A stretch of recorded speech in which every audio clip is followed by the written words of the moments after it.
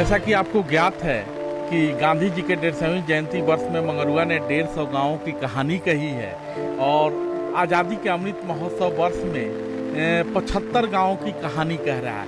उसी क्रम में हम लोग आज उड़ीसा के भुवनेश्वर से सटे कटक जिले में हैं और गांव है कालाराबंग, कटक जिले का गांव है। आप सोच रहे होंगे कि यहाँ कैसे, तो ये सांसद डॉक्टर अच्युत सामंत का गांव है जो कि कलिंगा इंस्टीट्यूट ऑफ टेक्नोलॉजी और Kalinga institute of social science दोनों के कर्ता धर्ता है। अर्थात पूरी व्यवस्था पूरा सूत्रपात उन्होंने ही किया और ये उनका पैतृक गांव है। आप देख रहे हैं कि बारिश हो रही है, लेकिन ये जो हम लोग इस गांव में आए हैं उसका मूल मकसद है इस गांव की कहानी कहना।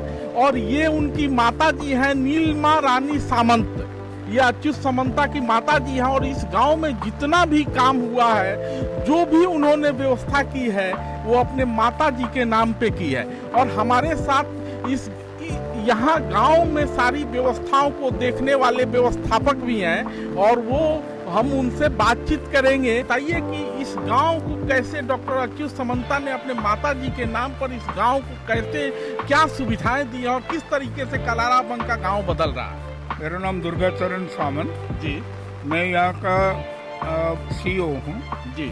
और सीईओ मतलब आप देसी भाषा में समझ सकते हैं कि पूरी व्यवस्था यही देखते हैं, व्यवस्थापक है।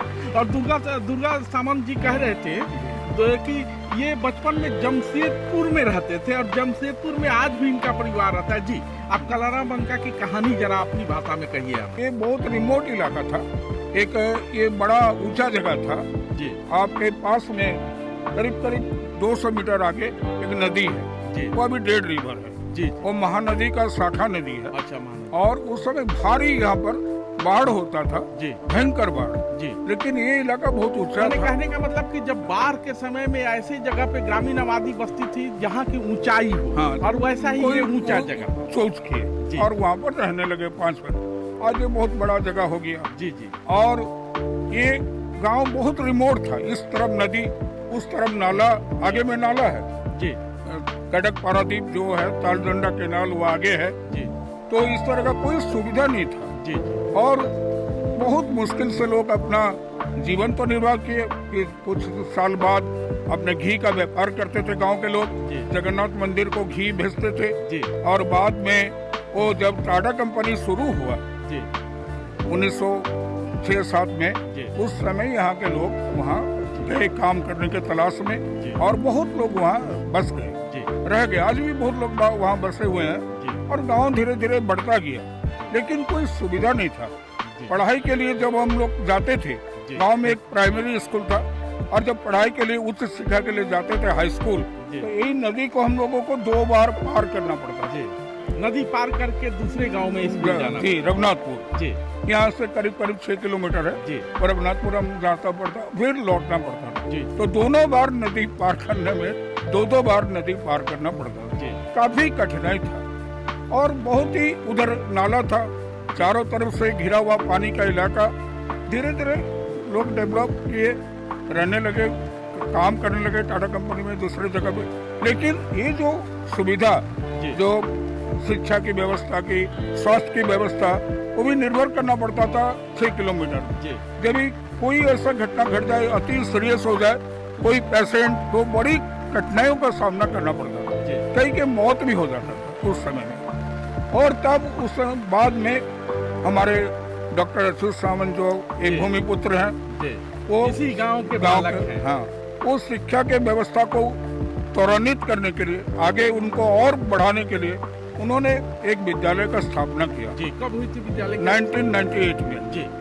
1998 में विद्यालय की स्थापना किया जी। और उसका नाम है कालाराबंग हाई स्कूल। आगे हम लोग चले गए, करीब वो उड़िया मीडियम स्कूल है, वर्नाकुलर स्कूल, और उसमें अभी भी 500 से अधिक बच्चे पढ़ते हैं और वो विद्यालय स्थापना की।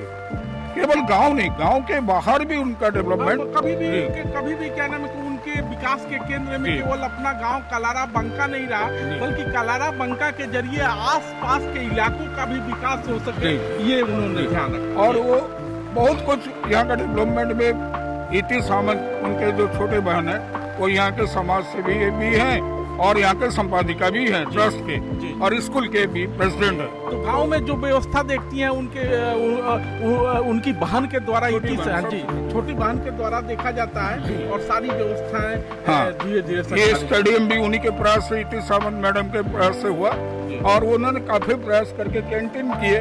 कैंटीन इसलिए कि यहाँ गांव में होटल नहीं है तो खाली छोटे मोटे चाव की दुकान है, तो लोग आए, शिक्षक लोग आए, स्टाफ बढ़ गए, आज करीब 200 स्टाफ यहाँ काम करते हैं, तो कहाँ खाएंगे। तो गांव के लोगों के जीवन में क्या बदलाव आया और सर के इस काम से गांव के लोगों का कितना सहयोग मिला, ये गांव के लोगों का सब सहयोग मिला।